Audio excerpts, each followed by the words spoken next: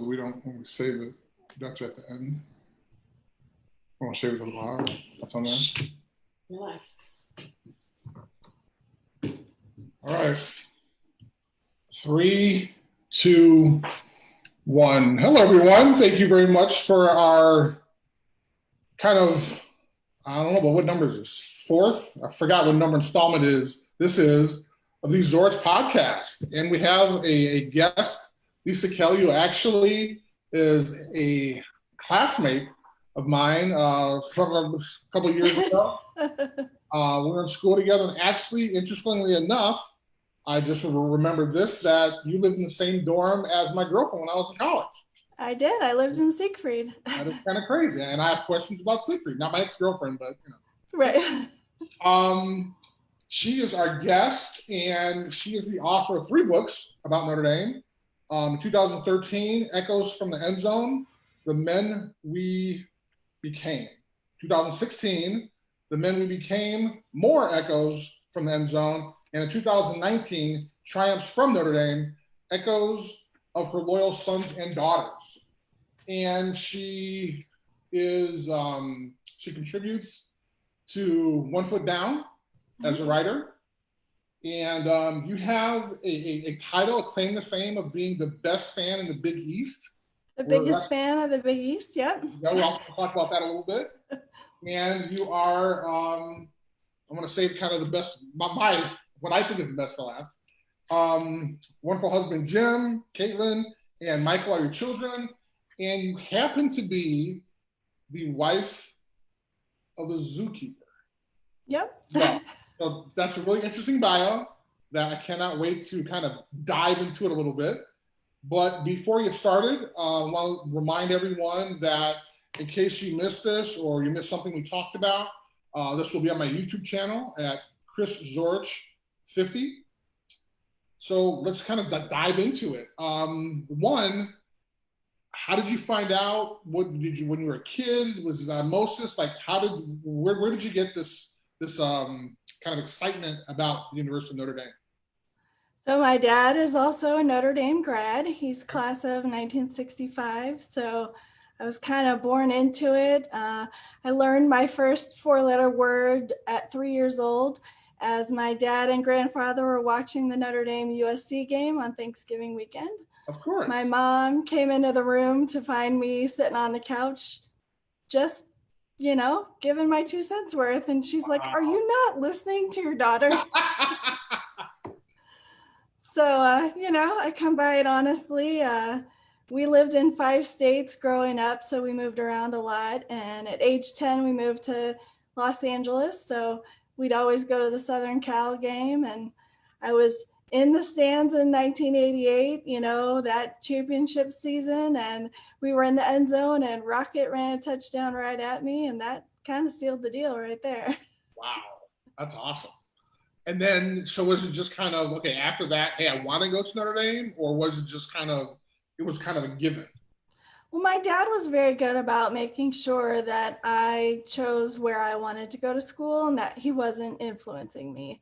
So I wanted to be an aerospace engineer, and I applied to 10 different universities, and I got into 8. So the 2 I did not get into were in California. So at that point, I knew I wasn't staying at home. And the last school I heard from was Notre Dame. I got my letter on April Fool's Day. Thought my mom was punking me. She literally had to open the letter in front of me and go, "Here, you got in." Like I'm like, that's awesome. So mean. Don't punk me on April Fool's Day. So were you just freaking out? I mean, do you remember what you did, or? Oh, freaking out. One of my dear friends was with me. She had walked home from school with me, and that was it. You know, once you open that letter from Notre Dame, that, you know, how can you go anywhere else? So you go to Notre Dame from sunny California? Yeah, so that was a huge culture shock, right? You know, were you? I mean, was that even on the radar, or did they just drop you off like from the plane, or did they drive up with you, or? They flew me. I had like 2 suitcases worth of stuff, and you know, I didn't even have a winter coat or anything. So they waited till we got to South Bend to go shopping because obviously, if you buy a winter coat in Los Angeles, it's not going to be worth anything. Right. So, plus, they're like, you probably won't need it till after fall break. Well, guess what? We got our first snow on October 18th, which was the week before fall break. So, yeah, I kind of needed that winter coat.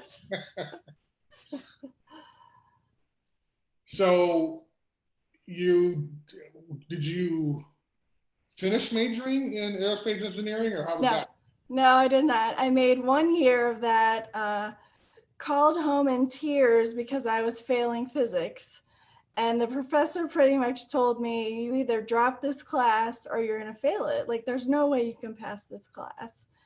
And I was devastated. I wanted to be an astronaut, right? Like, NASA was my goal. And I call home crying for like 10 minutes. And Dad finally gets words out of me. And I'm like, I'm failing physics. And he's like, drop it. Like, who cares?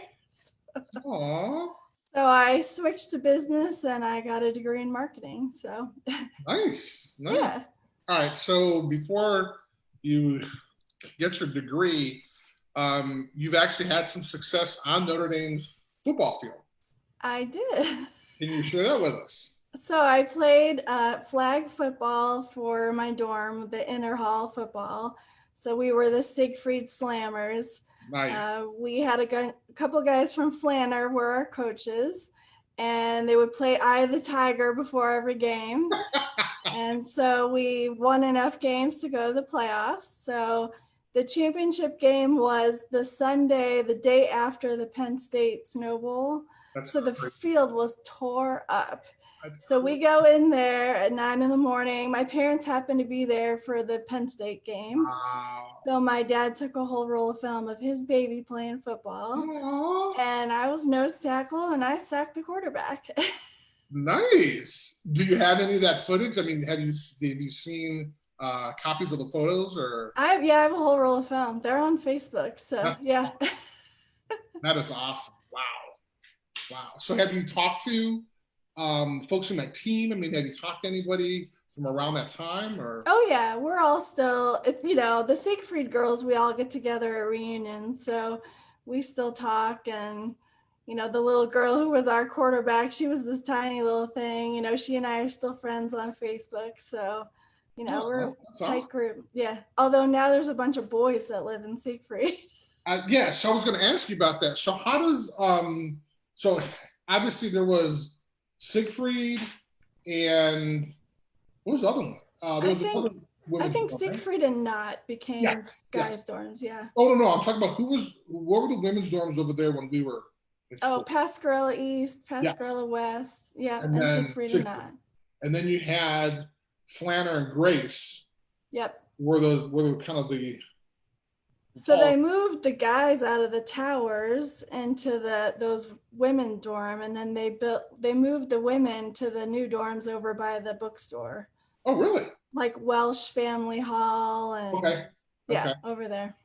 Okay, so do you remember kind of, and it doesn't necessarily have to be athletic, but do you remember, what was your most fondest experience kind of as a student at Notre Dame? Was it, for me, I kind of know what my memories were, but the idea that, I'm not trying to kind of squeeze 4 years into one question, but what was a memorable experience for you? I think the friends that I made at Notre Dame, there's a tight group of us that, we always go back for football games, but we usually find some other reason to see each other. One of them lives in Florida, so it's nice for me to be able to escape and go visit her. And, they're my football girls, man. And when I say I'll have a book signing in Dallas, and they're like, let's go. Oh, that's awesome. So, I think the friends that I made in college just stayed forever, and they've been through weddings and babies, and, we've got a couple divorces, and, but we've all been there through everything. And I can't imagine life without them, That's great. So one of the things that I remember, for some reason, maybe because I enjoyed the pancakes more than I did the whole issue with kind of it being like midnight pancakes, but I remember during finals weeks, they would open up the dorms and there were like pancakes at like midnight or 1 in the morning or something like that. And I mean, I remember walking across the quad sometimes and just thinking like, this is just a crazy experience. I mean, I'm, in college and I'm eating pancakes at like, midnight. And this is like the best thing in the world. I forgot that I had to take a test, but it was awesome. Right. Well, and my best friend and I, we used to study a lot together. And I can remember it being pouring down rain outside, and she'd just look at me, let's go puddle jumping. And we would just run There you through go. campus, jump in puddles, and go to the grotto and light a candle. And like, those are some of the best memories, that we still talk about today. Outside of your physics class, did you have a favorite class or a favorite professor maybe? Oh, I mean, my business classes were really good. Professor Murphy was probably my favorite. He did the consumer buyer behavior class for marketing, and Okay. I saw him at a golf tournament in 2016, and he looks exactly the same. That's great.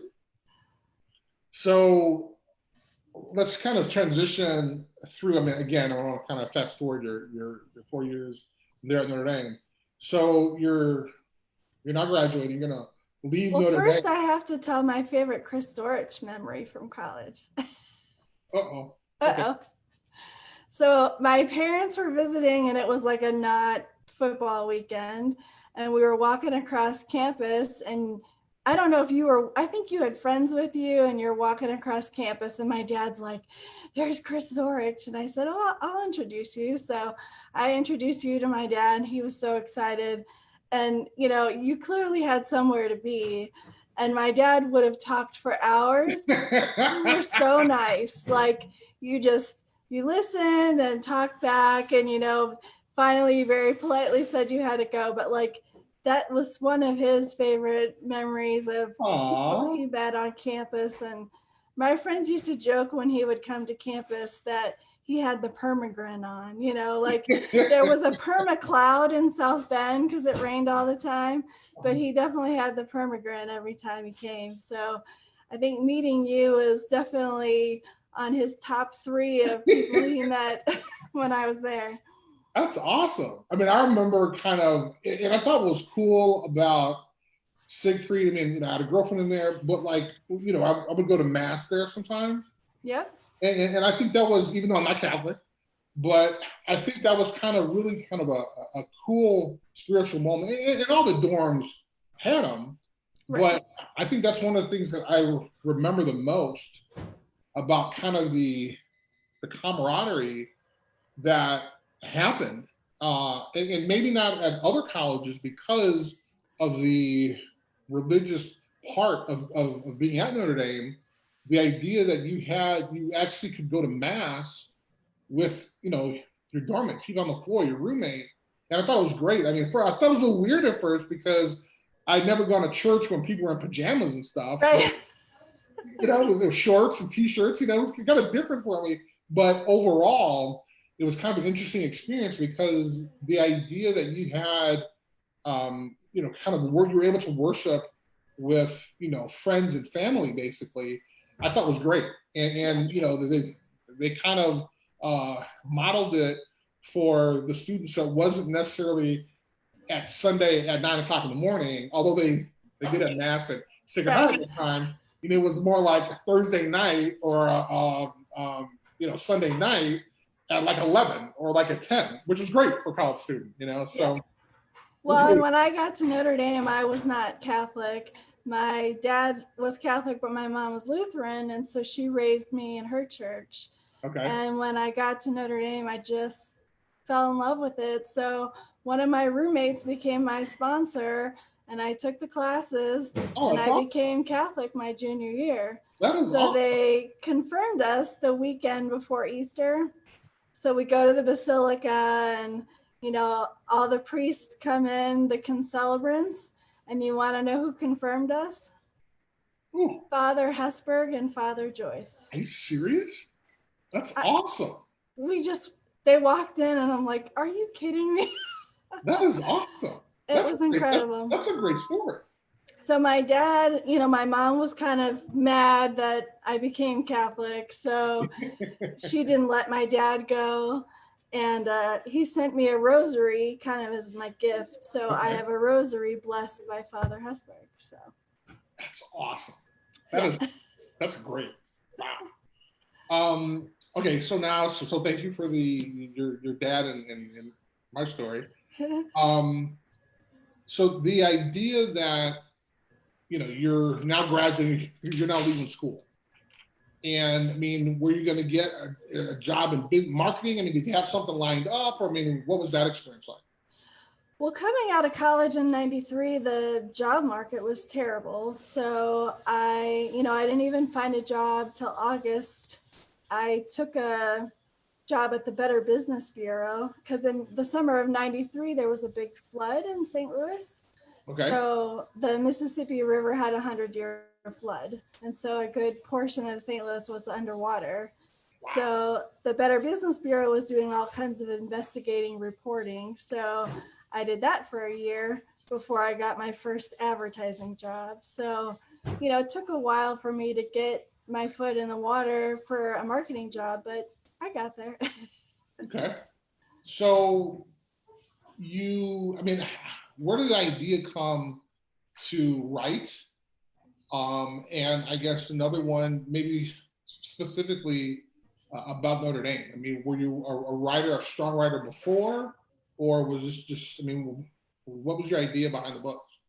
So when I was a business major at Notre Dame, I took a lot of electives in English because I thought no matter what you do in life, you need to be able to communicate.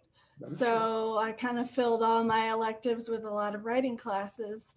And then, I worked in the marketing industry for about 13 years before in 2007, I kind of had a hiccup when the market crashed and they were doing all those layoffs.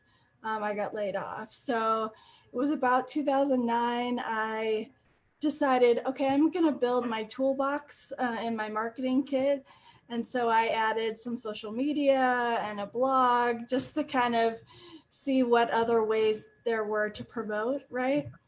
And so my blog was called Bridget McGuire's Filling Station after a bar named Bridget's in South Bend. Nice. So, I figure if someone was at Notre Dame during that time period, they would recognize the name. So when I started the blog, it was kind of a hodgepodge of marketing best practices, a little bit of mom life, a little bit of Notre Dame. On Fridays, I did Flashback Fridays where I did a music post from the 80s. Nice. So it was kind of a mess. But eventually it became a lot of Notre Dame football.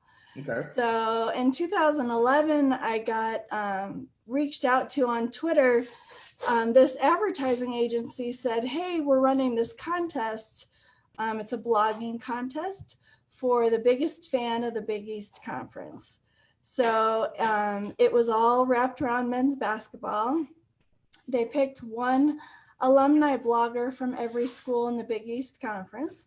So there were 16 of us. Okay. So 10 guys and 6 girls. They flew us to New York City for Media Day. So here we are at Big East Media Day. It was the last year of the Big East Conference before they shook everything up. Right. So of course, they treated us like media. We got to interview coaches and players. Wow. I get in the elevator with this 7-foot tall basketball player. I'm like, whoa. So, and then every 2 weeks we had a mandatory writing assignment. So it was things like, if you could create your dream team of Big East basketball players, who would it be? Okay, I'm a football girl. I know very little about basketball. So I always say you can learn anything on Google, right? So there was a lot of Googling going on about, like if you could design your Big East road trip, where would you go? So we did that. Then they flew each person back to their alma mater for a game. Okay. So I got to go to it was Notre Dame Syracuse. It was January of 2012, I guess. Okay. Because the contest went from October of 11 Gotcha. to like March of 12. Uh-huh. So I flew in a snowstorm. They canceled the flight from Chicago to South Bend. I had to rent a car to get there. Oh, and I'm sure the weather was terrible. Yeah, Syracuse was undefeated. They were #1. They come to South Bend. Notre Dame comes out of the block, scores 9 points, never looked back. Really? Wow. Like, they beat them. It was the craziest thing. Nice. So Notre Dame, they're Fighting Irish Digital Media. They gave me a flip cam, let me video document the weekend. Then they did all their fancy editing, put it on Notre Dame's website, because part of this contest was voting. Okay. So they put together this video, vote for 4-leaf clover girl as biggest fan of the Big East Conference. So we get to March.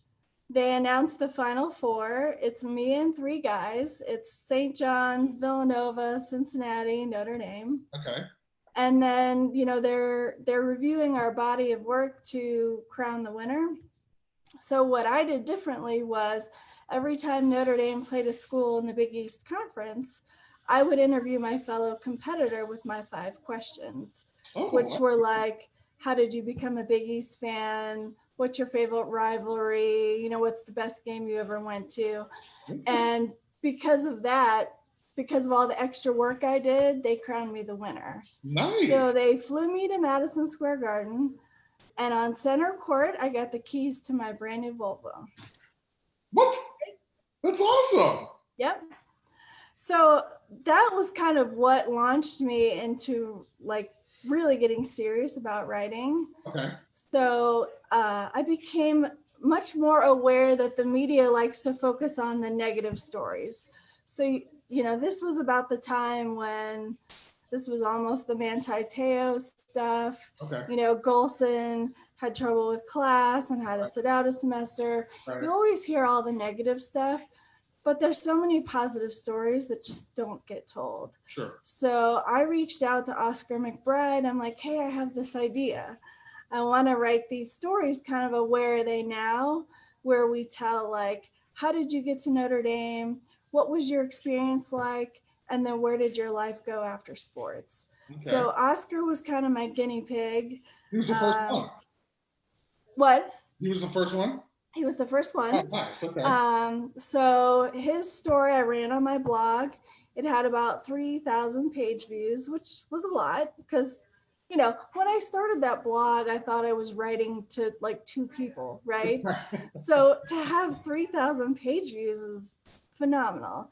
And then I nudged Rick Meyer. He was my next guinea pig, and his story had 10,000 page views. So pretty quickly, I realized I had something that just wasn't of interest to me.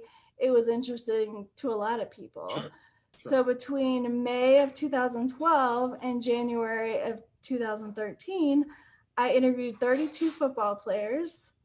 Wow. I selected 25 to go in the first book. One of the guys that is in the first book was also an author. So he became my writing coach because I have all these Q&A interviews. I don't know how to make that into a book, right? How do you do that? So we wrote the book in February and March. We edited in April and May, sent it to the publisher June 1st. I had a book in my hand August 1st. I was also working a full-time job and raising 2 kids. Oh my God. Right? That's awesome. So I was never the person that thought, oh, when I grow up, I want to be an author. That wasn't me. I just sort of fell into something that I really loved. And it seemed that a lot of other people really loved it too. And it just had a mind of its own. That's awesome. So now the first 2 books are kind of stories of Notre Dame football players. Yep. So there's 25 guys in the first book and 30 guys in the second book. Okay. So, and I'm sure the people have, and so in the third one now is folks from different sports. Right. So now you have in there, you got Olympic sports, things like that. Yep. So can I just kind of call you, and I'm sure you've probably people said this before, but I think you should be deemed like the Notre Dame historian, right? So before he got on air, you were just talking about how Father Corby was a priest during the Civil War. Like I didn't know that. Yep. And not that that's something I think about all the time, but you were saying that the same statue that's on Notre Dame's campus of Father Corby is also in where at? At the Battle of Gettysburg. Yes, yes. See, so again, I'm gonna kind of on your bio, I'm just gonna put Notre Dame historian as well. So modern age historian. But so, and I'm not gonna ask you this question because I know folks' individual stories are the best, right? And so I mean, everybody's story is meaningful to them. Right. I'm not gonna ask you your favorite one, but I mean, not what you learned, but were there memorable ones that kind of, and again, they're all important, but are there ones that you kind of think of more often than other ones? There's a couple that I seem to gravitate to when I'm doing like speaking engagements. Like you said, they're all great. And I always feel like after I interview someone, I think, oh my gosh, this is the best story ever, right? And then you interview the next guy, okay, this is the best story ever. Like it's just a continual. One of the ones I tell a lot is, and Pat Terrell talked about it when you interviewed him, is when Tony was on his plane. I love to tell that story because that's a great icebreaker for a crowd, right? Because it gets everyone laughing. Oh my God. The other story I tell a lot, because this has a big wow factor, is Pat Fallon's story. Okay. So Pat played wide out on the 88 team, although his wife likes to say he played left out because he didn't play very much. He was Air Force ROTC in addition to playing football. He served in the Air Force after he graduated. He became an entrepreneur, started his own company. And then right as I was finishing up the second book, my best friend, Christy Quinn, said, you have to interview Pat Fallon. And I'm like, I already have enough people for this book. And she's like, no, you don't understand. Like he's going through something incredible right now. You have to interview him. So I interview him. So he was 49 years old at the time. And he said that a family friend of theirs had twin boys that were the same age as their boys. And one of the boys had gotten cancer. And, Pat, he's like, it was too close to what our kids' ages were. And I was just trying to not watch it on social media. But, eventually it started to grab him and he's paying more attention to it. So one night he's watching ESPN and he's watching a show about the World Marathon Challenge. What is that? So I'll get to that in a minute. Okay. So he gets this great idea. I'm going to run the World Marathon Challenge and raise money for pediatric cancer. So he makes like a 20-page PowerPoint to pitch his wife to let him do it, right? Okay. And so she's like, if you're going to run this for Johnny, I'm all in. Okay. So he calls the event organizers and they're like, well, it's really funny because we only take 15 people every year and we had somebody back out. So the spot is yours if you want it. And he's like, so 49, he's run like a 5K in the last 25 years, right? And he's training for this. For a marathon. So the World Marathon Challenge is not just a marathon.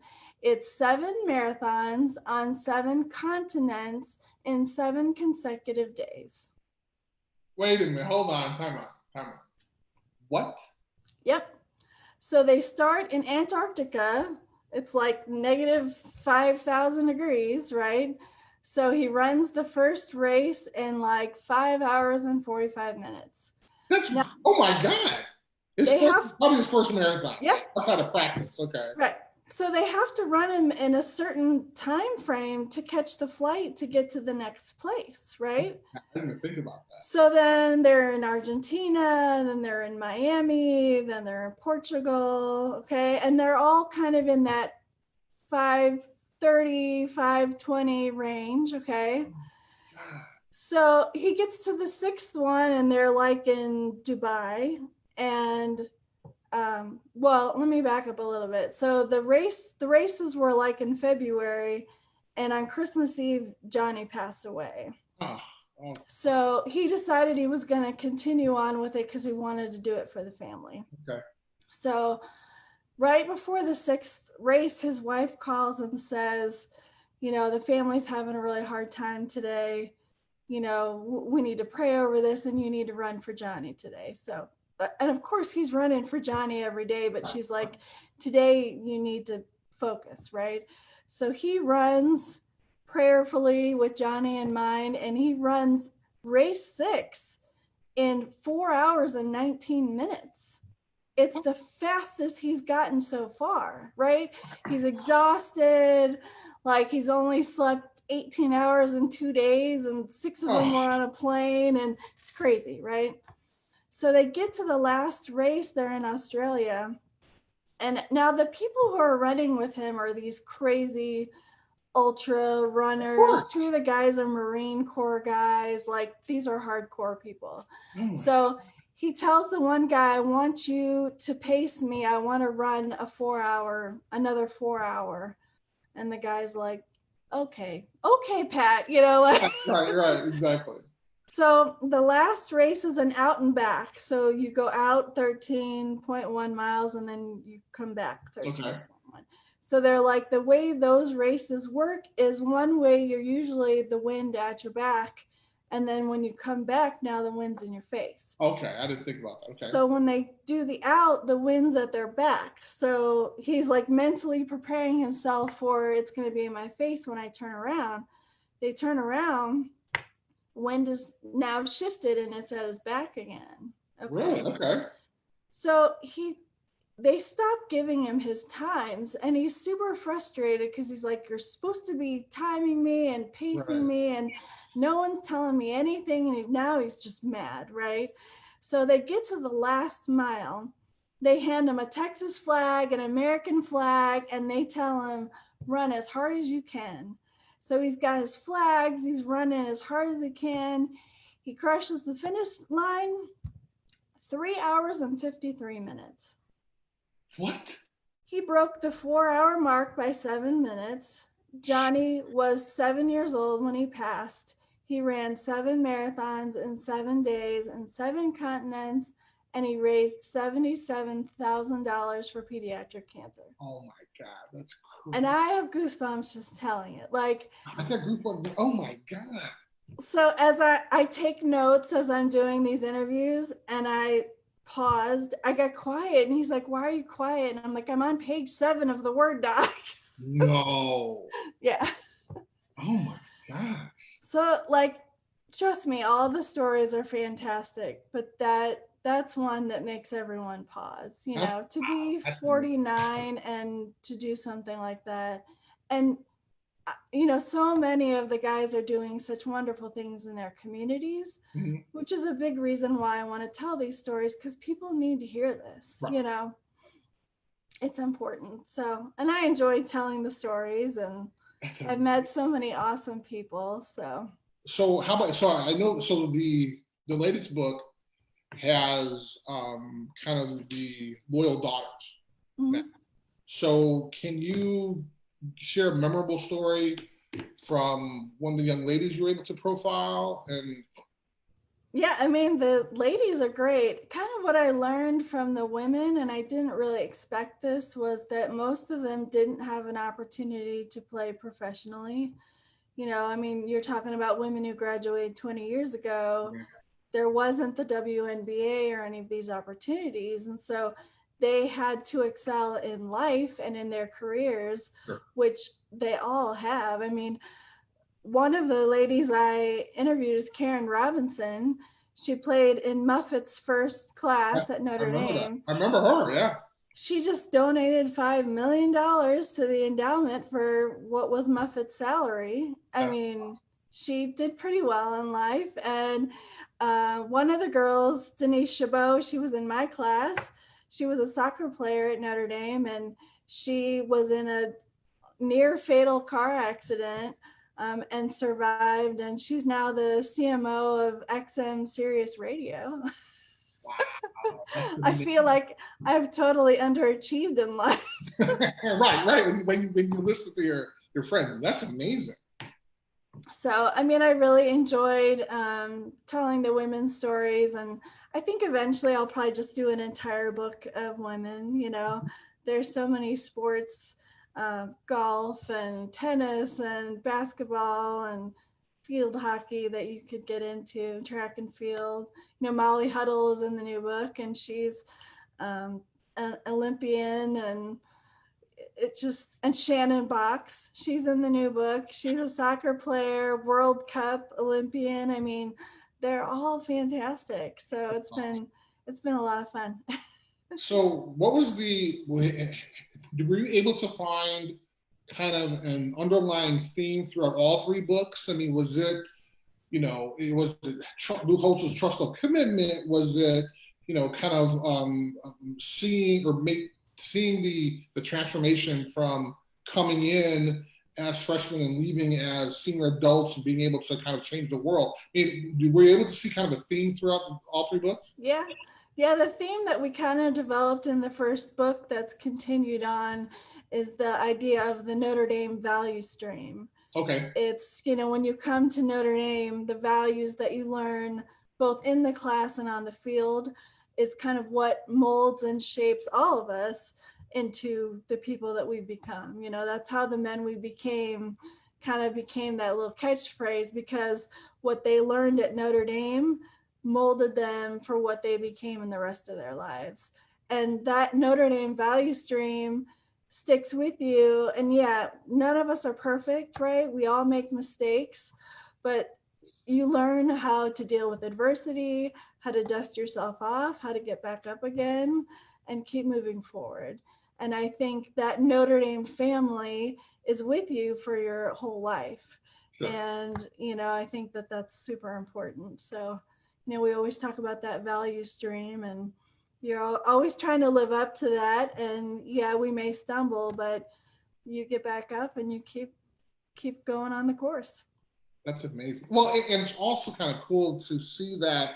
And, obviously Notre Dame football is the one that gets all the exposure, right? And oftentimes people overlook the fact that there's 30 other sports. Right. There's actually 700 student athletes as opposed to just the 8,500 on the football team. So it's great that you're able to kind of share stories of individuals that people might not know of, but know that their stories are as compelling, if not more, than what they may have read in your other books. And I know Oscar, and I just had a chance to kind of talk to him a couple of weeks or a week ago. But it's amazing when you think about how Notre Dame as just kind of being a school that a kid who's being recruited by attends, and they have a selection of several other schools. They make that decision, and it becomes not a 4-year decision, but like a 40-year decision. Oh yeah.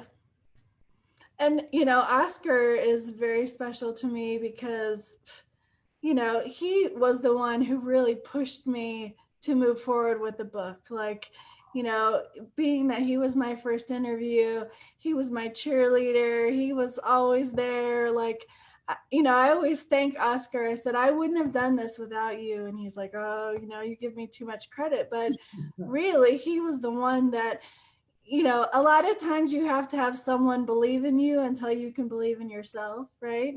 And I think Oscar believed in me long before I did. I didn't think I was author caliber, but he sure saw it, and kind of pushed me forward. So I always thank him every chance I get, and then he was the one who said, well, why don't we ask Coach Holtz to write the foreword? And I'm like, okay, like I don't even know how to get to Coach Holtz, right? So he sends an email to Coach's secretary, and we sent like the first 5 chapters, and this was still when Jan was working for him, and she says, well, Coach is really busy, so if you could draft something, then he'll put his touch on it. So I tell Oscar, Coach's voice better than I do. So Oscar starts to draft something. In the meantime, Coach read the 5 chapters, fell in love with it, wrote the foreword, and sent it back. Wow. And I was just like, and then, periodically I'll get a call from Coach. How you doing? Is there something I can do to help you? And I'm not the person who asks for help ever. And the guys are like, no, you don't understand. If Coach calls and wants to help you, you better have something ready for him. Like, okay. So out of not kind of being, I guess, an adopted sister of the Notre Dame football team, I guess. So, and I've asked other guys that I've talked to, kind of a memorable Holtz kind of interaction or story. So, now that you're part of kind of, and you're into the brother / sisterhood now, do you have a memorable kind of Holtz story that you'd like to share? I do. So some friends of mine had a radio show and they called me and they said, we're going to have Coach on the radio show. We want to bring you on at the very end, because it was right after the first book had come out. And I really hadn't had a chance to thank him for everything he had done. So they have Coach on for 15 minutes. And at the very end, they're like, oh, we have a special guest on who wants to say a few words to you. So they bring me on and, I get on and I say thank you. And then Coach just starts rattling off stats about my book. He's like, well, 19 of the 25 players that she has in this book played for me. And then he's like just rattling off statistics, like stuff that I didn't even know about my own book. Right. Exactly. Like, what is happening? Yeah, he has that, and it's interesting because it'll come up kind of in the oddest moments, and I'm sure, you're just thinking, okay, well, hey, he's going to say, hey, no problem, it was great working with you, and then all of a sudden it's bam, bam, bam, bam, and you're like, whoa, I didn't even know that. Okay. Well, and when the second book came out, we were at the Lose Lads reunion dinner, and he's up talking, and like in the middle of his talk, he stops, where's Lisa Kelly? And I'm like, oh my God, he makes me stand up in front of 350 people. This is Lisa Kelly. She has her second book just came out and he's got it in his hand. And he's like, you should all see her after this, I'm done speaking. And I'm like, what is happening? That's awesome. Actually, we have kind of a question which kind of goes along with your book. Shannon T would like to know where she can purchase your book. Absolutely. My website is Echoes from Notre Dame Books, and I sign every book and I ship for free. So head on over to my website. I'm a little low on inventory of book 1 and book 3 because of the COVID stuff, but my publisher just opened up, so I should have books shortly. So as an author, and wanting to have to, in order to sell your book, you have to be out there. Mm-hmm. How are you kind of dealing with kind of this COVID thing with the idea of still trying to promote your book, your books, but kind of understanding that, hey, this is serious? Yeah, well, so I usually always have books in my personal inventory because, of course, you can buy them on Amazon and places like that. But, I feel like I'm a small business, right? And if you buy directly from me, then, Amazon's not taking out their piece of the pie. And so I always try to direct people to my website. But my inventory started to run low, and then COVID happened and the publisher closed, so they weren't printing books. And so, a lot of new people come along and they want to buy book 1 and I'm all sold out. So, I always tell people you can start with any of them. Like, it's not, you don't have to read them in order, right? And they're all individual stories. And so, but the publisher just opened a couple of days ago, so I'm trying to crank out a bunch more copies so that I can keep moving. So how have you been able to, how has you and your family been able to kind of deal with kind of what's been going on? Have you guys been involved in the house? Have you guys been doing zoo work? What is your life like? Yeah, it's been kind of crazy. My day job, I work for Purina, and so we've been super ramped up because everyone was stocking up on pet food. So I've been working crazy hours trying to make sure that all of our stores and online have been stocked. Both of my kids came home from college, so I have one at Dayton University and one at the University of Arkansas. They both came home. They're doing schooling from home. And then our zoo closed. So even though the zoo is closed, we still have to be there every day feeding animals. Sure. So, my husband was very blessed that his employees love their jobs. And so they still came in every day to feed animals because he can't feed 400 animals every day by himself. So it's been kind of an all hands on deck, we never expected to be as closed for as long as we were. The problem with a zoo when you don't have money coming in is that it costs money to feed animals. So during the winter, we live in a tourist town, so you kind of have a savings to get you through the winter. And then when spring break comes along, that's when you make money and start building your savings back up, except that we had 1 week of spring break and then we had to close. So, and of course, at the beginning of COVID, we weren't sure how long we were going to be closed. We knew we had money for maybe 4 weeks. And then it was like, well, what happens? I mean, we were closed, between 8 and 10 weeks. So we knew we weren't going to have that much money to feed everybody. So, we had to start a GoFundMe and just working with retailers. Because a lot of times if a food like a chicken has an expiration date, they can't sell it for human consumption. But now we were trying to get donations of that kind of food that we could still feed to the animals. And no one expected that, but we certainly learned how to be really resourceful. And just, it takes a village, right? It takes a village to raise kids, but it does for businesses too. And this is kind of a great transition. I was kind of saving it for last because of my passion I have for animals. But a zoo, please explain that to me. Because when I first found out, I freaked out. I was like, oh my God, this is crazy. But please tell me how you guys got a zoo. So my husband's always been an entrepreneur. He ran a bar for a bunch of years.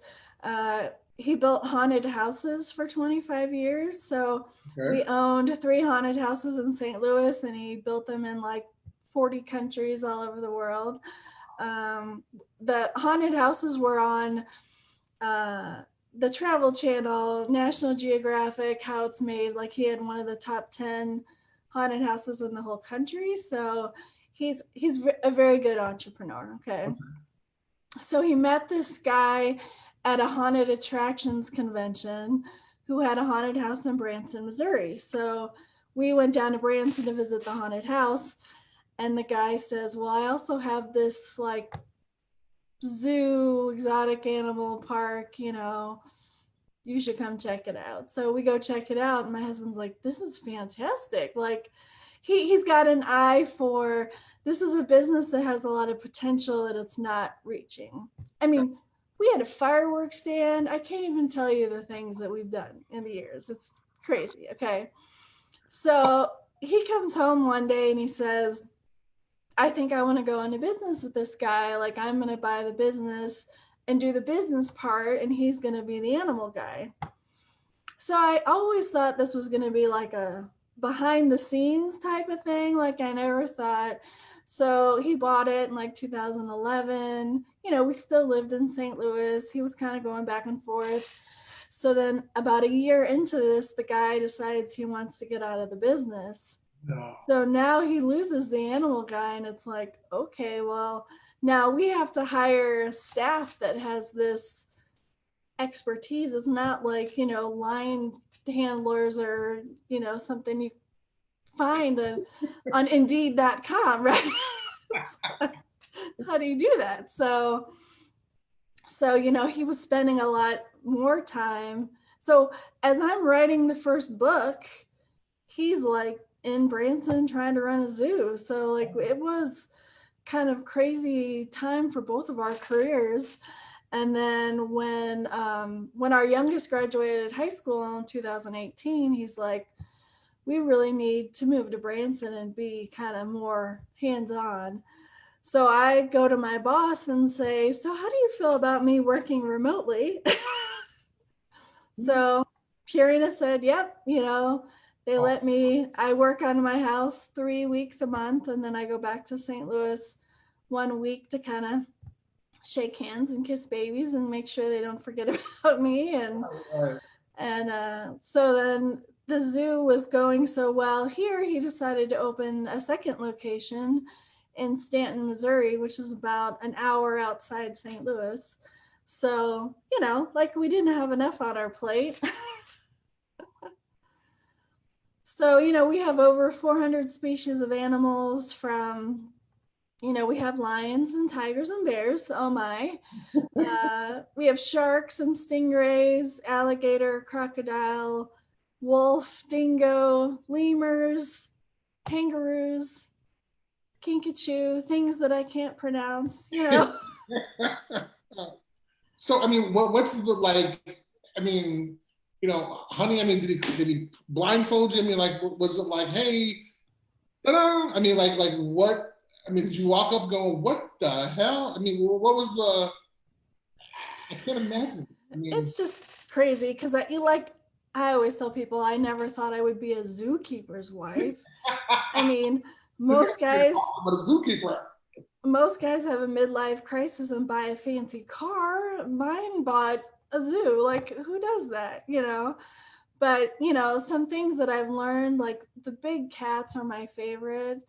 And I didn't realize the bond that they would develop with us. We had a couple years ago, we had like 7 cubs, right?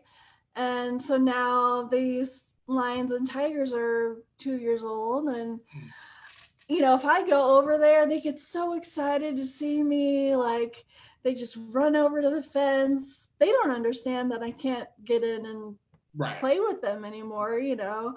It's like, I kind of like my face and I don't want you to eat it. So, but I just never expected that kind of a bond. I mean, yes, you have that bond from your family pet, Right.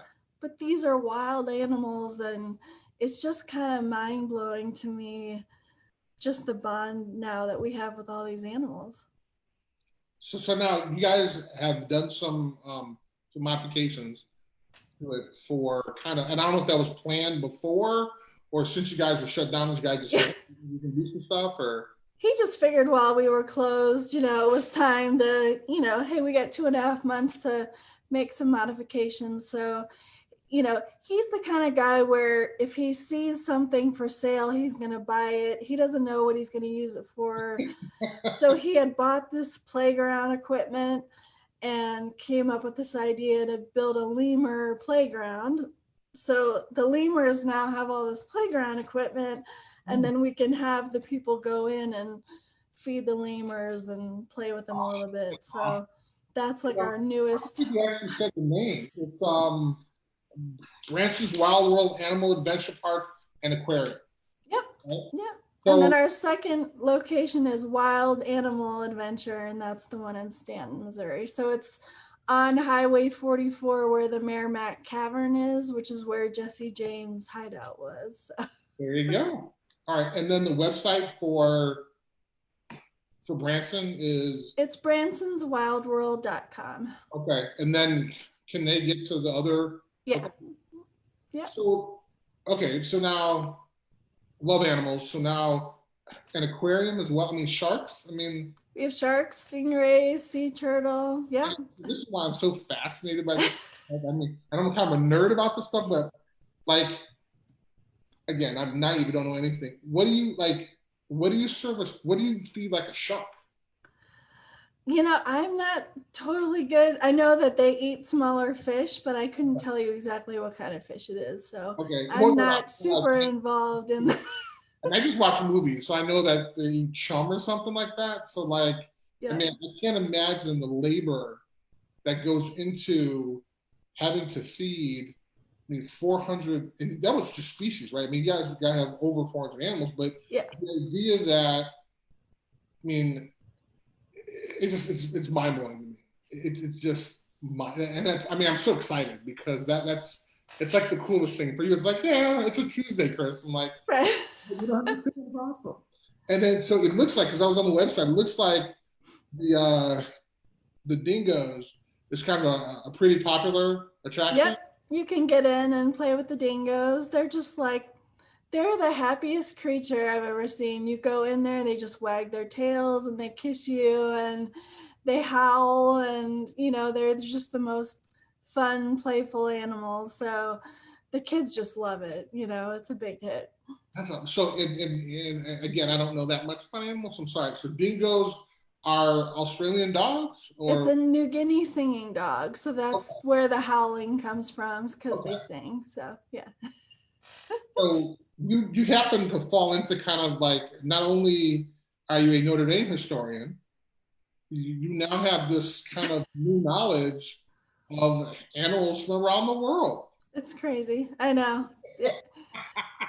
My dad always says when you go to Notre Dame, you learn to love how to learn, and I truly think I've done that, because I think as my life has gone on, I've learned, I learned the marketing field, I learned how to program HTML, I learned social media, I learned how to write books. I'm learning how to run a zoo. It just keeps, if you're not learning, you're dying, right? Wow, yeah, you've lived a couple lives. That's awesome. I want to spend so much more time on the zoo part because I love animals, but I want to talk to you about a little Notre Dame football as well. I mean, through your experience, and again, I'm gonna call you historian because you have literally this firsthand knowledge of the lives of all these players. So I think that's fascinating. And so, because you've seen kind of players beyond their helmets, beyond their uniforms, so I'm going to ask this question: like, when when you experienced kind of interviewing all these players, was there ever kind of a thought about, I wish I could have, or not necessarily you, but the kind of the players, and like I didn't finish what I wanted to do, or hey, I did that, been there, done that, I'm good, I'm out. Did you ever kind of get? And I don't need names, but just kind of, was there anybody that felt like the job wasn't done, or that they were remorseful kind of about their experience? I think so. I mean, I think the guys, you get a big range from, you get the guys who you're on the phone with for 3 hours, right? And then you have the guys who, maybe you get 40 minutes and you just can't really get it out of them. I mean, some of the guys, they're going to tell you just what they have to tell you and they don't want to elaborate. I think for some people, I think the concussion stuff is really hard. I had a couple guys who are struggling with that and just didn't want to elaborate about it. I think a couple of guys hit on some racial situations that they experienced, either at school, on a trip, in a game. And I think that the race conversations were great because they opened up, I think, like, the more right? Like, we can make life better for all of us. Right. It's like this week with the situation in Minneapolis, like, we have to have these conversations, right? And people's eyes need to be open. Bobby Brown talks about, he said, his roommate was white, and he said, we would go to the dining hall every day. He said one day his roommate said, "Can I ask you a question?" And he's like, "Sure." And he said, "Why is it that we go to the dining hall together, but you sit at the black table and I sit at the white table?" And Bobby said, "I didn't even realize I was doing it." Like, he said, you kind of gravitate to people who look like you, right? He said, but from that moment moving forward, I made a conscious effort to not do that, right? I mean, we're all in the same family. You play with your teammates and you have different races, colors, religions, right? But then, maybe in off the field, you're not hanging out that way. So I think conversations like that with Bobby kind of increase knowledge and awareness and hopefully make things better for our kids as we move forward.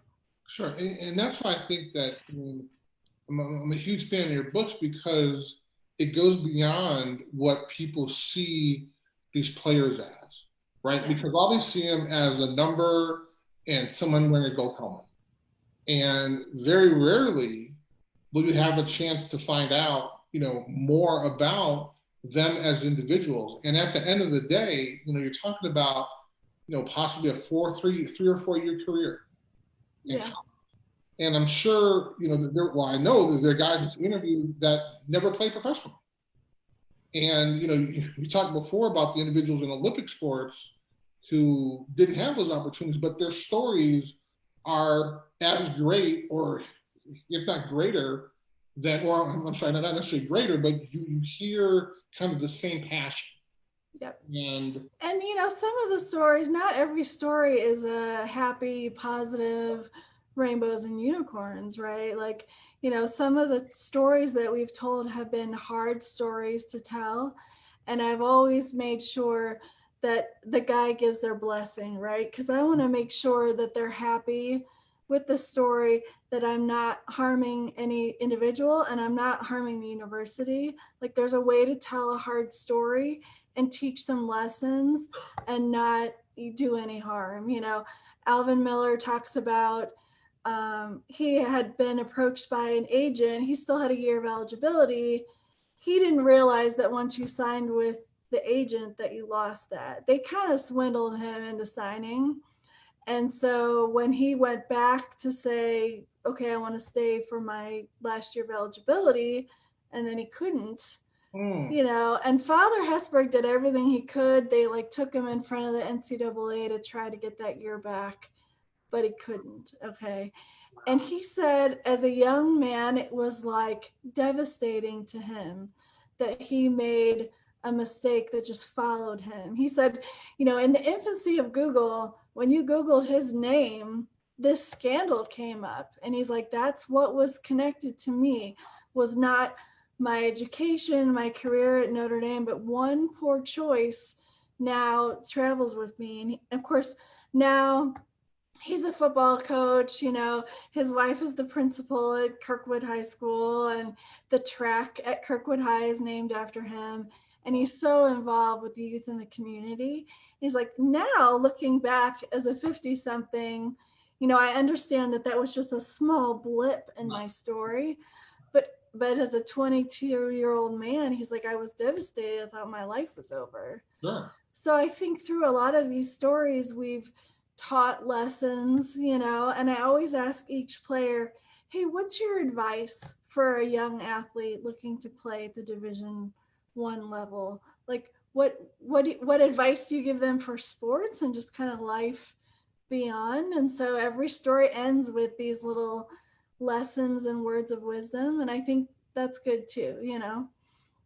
So I'm gonna flip it a little bit and then now ask, what would you tell a 18-year-old Lisa Kelly about kind of what you've experienced through life as an ATO freshman walking into Siegfried Hall? I was so naive as a freshman. I had straight A's all 4 years in high school, right? I had never really seen any adversity till I got to college. So, I think the biggest thing I would say is to fail, right? Failing is what leads to bigger and better things. Like, you're never gonna create anything, invent anything. You're never gonna be successful until you fail a little bit. So I think the more you fail, the better you get at life. And I really love that because, one of the speeches that I give oftentimes is talking about failure, right? And how we learn from that. And also, I love to hear a good no, right? How many times have you been told no, which kind of just inspires you? But what I think is so great about failure is that you learn so much from it. And more importantly, you learn about yourself. Yeah. Are you not going to pick up, are you not going to pick everything up? Are you going to walk away from it?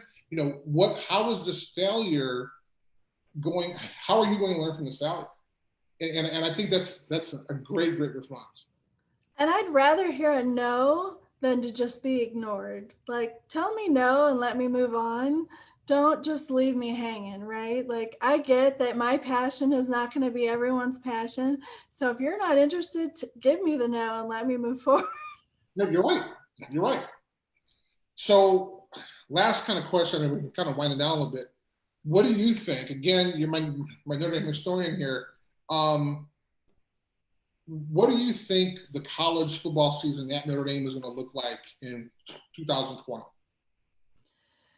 It's crazy. I've heard Swarbrick talk about, we're going to have students and faculty and season ticket holders.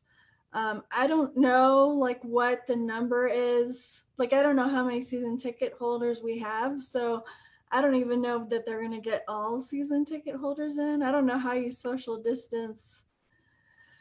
It's crazy, and there's so many differing opinions. Even if you ask 4 different doctors, you're going to get 4 different, ideas on how all this should work moving forward. I mean, me personally, I'm ready to get back in there. Like, if I had a ticket, I'd be in the stadium. I think, I don't know. It's hard. I think we're gonna play football. I think the what everyone struggles with now is what it's gonna look like in the stadium and how many people are actually gonna be in there. So I don't know.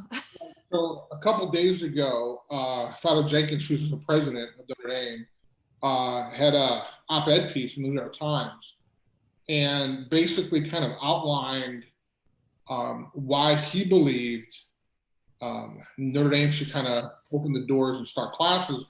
And he talked about them starting August 10th, and how one of the things he kind of hammered home was, education on college campus isn't necessarily all books, right? I mean, it's not all everything you learn in the lab. It's the conversations. It's the community. It's And the running to the grotto at midnight in the rain. you're absolutely right. And so you can't have that experience. So literally, he said, hey, we're willing to take that risk because our education is, the family atmosphere. It's the family aspect. It's, talking to the people on your floor, talking to your roommate, and having those conversations that go beyond the classroom. And so, and then, which I thought was great, because you would think, Notre Dame football, and I mean, everybody thinks Notre Dame, and they think of football. He was like, because he talked about how people have asked him, well, what about football? What about football? And he was like, right now, all he's concentrating on are the students.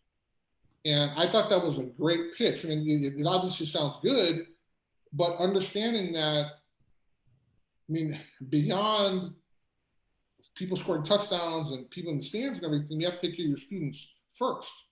Well, and if you think about any athlete, right, there's a reason why they call them a student athlete. They're a student first, sure, and they're an athlete second. That whole premise of the student athlete really came into fruition at Notre Dame. I mean, Notre Dame was light years ahead of the NCAA in developing the concept of student athlete and making sure that you were teaching the whole person, right? Not just the student or the athlete. So, I mean, I think Notre Dame and all the schools have to have the students, all of them, back first, right, before you can really promote athletics. Sure. And really, will there be football? Yes. Now, it's going to look different. It's going to, may not be stands, may be stand or folks in the stands, however it is. And I think that's a challenge that every school president and athletic director have to sit down and really kind of talk about. And things may change in midstream. I mean, if you look at the Spanish flu in 1918, they played games in September, then they didn't play games in October, and then they played games in November. Wow. So, we're talking 100 years ago, they were having the same issues, right? Like, nothing has really changed. Right, exactly. Wow. That's interesting. Well, it's been an hour, and this is just fascinating. I mean, will you please come back, because I would love to come back. I just want to call you my resident historian, because the idea that you found a way to kind of share stories that a lot of folks haven't heard.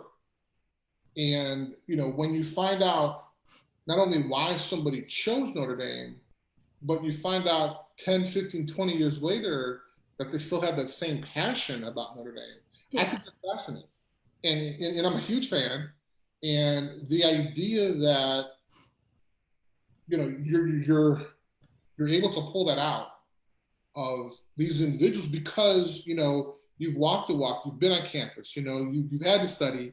You not only do you know these guys, I mean, you um, you lived it, and I think that's why we open up to you, because we know that the same exact things that we were going through.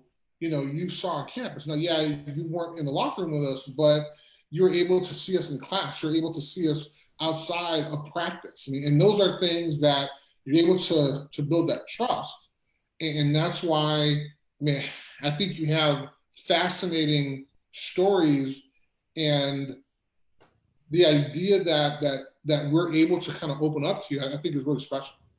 I think the highest form of flattery that I had was after I interviewed Pat Terrell. He said, you're not like some hard nosed reporter trying to scoop a story, right? It's like talking to a friend, and I try in all my interviews, as they're telling stories, I'm telling my own stories, because yeah, I played inter-hall football. I have a Letterman jacket. When we won the championship, they gave us the opportunity to buy a Letterman jacket, just like you guys have. So, of course, like for $100, you can have a letter jacket with the patch that says inter-hall champs. Yep. So we get our jackets in January, and we're seniors, so I wear it to class. Junior Bryant is sitting behind me with one of the soccer guys, and I can hear them like, whose jacket does she have? Because I guess they just assumed that I was dating somebody and I got his jacket. And I turned around, I'm like, it's my jacket. That's awesome. That's awesome.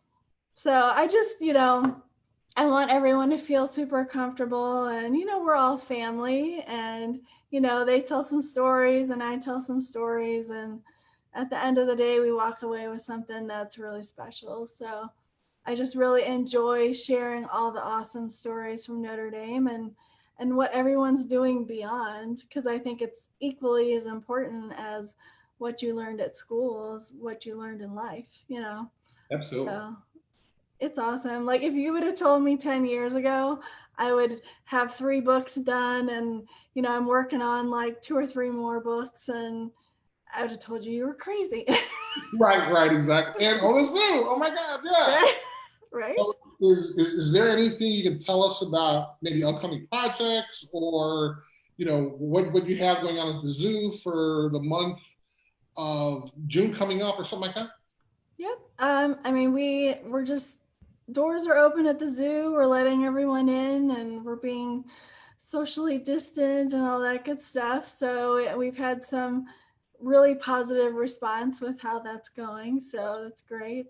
I'm working on a book project with Lee Becton Oh wow. that will hopefully be out next fall.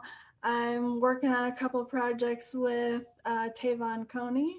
So just trying to, and then of course I'm still doing interviews. So I just interviewed a track Olympian a couple weeks ago. Last weekend I interviewed a girl who played softball in the first year that softball was a varsity sport. Oh wow. Okay. That was Tomorrow I've got another track guy. I've got a guy who played for Arrow that's coming in a couple weeks. So I'm just writing stories and seeing what happens, right? that's amazing. Writing stories, feeding animals, working. I mean, you have a list of like 1,000 things. So. I love it. I think the busier you are, the better you are at time management. You know, like the more you have on your plate, the better you are juggling everything. So, That is awesome. That is awesome. Well, Lisa, thank you so much. I really do appreciate this. And I don't know if you remember, way back when, not way back when, a couple of years ago, you interviewed me. So this is my opportunity. This is my 1 hour I had a chance to interview you. So I hope I wasn't too hard on you. awesome. It was perfect. I appreciate it. All right. Thank you much. Thank you. Go This, Irish. this was, yeah, oh, I'm sorry. Go Alex. Yes, absolutely. This was kind of our first non-football interview. However, I think that we wound up selecting a great person because she probably knows more about Notre Dame football than I do, I do being our newly minted resident historian. So, hopefully when people see this, they won't go, it's not a football player. Like, why is he interviewing her? But guys, this is awesome. Please, when you have a chance, check out her books. The first one is not ready yet, but it will be. The publisher. Just keep checking the website, and as soon as it's available, I'll let everyone know. I have a little message up there saying due to COVID, we're out of stock, but it should be any day now. I should have books. Okay, and so one more time, can you give us your website again in case anybody wants to check the book out? Sure. It's echoesfromnotredamebooks.com. All right. And I want to remind anybody if they want to replay this or if they missed something, they can check it out on my YouTube page at Chris Zorich 50. Lisa, again, thank you so much. This was awesome. I want to Thank you. I want to thank my guests, obviously, the folks on Facebook Live who had a chance to see this awesome interview with Lisa. And also want to thank my wife, who's my producer / director. So thank you guys very much. Lisa was awesome. Thank you, Candy. Thank you very much, Lisa. Bye. Bye-bye.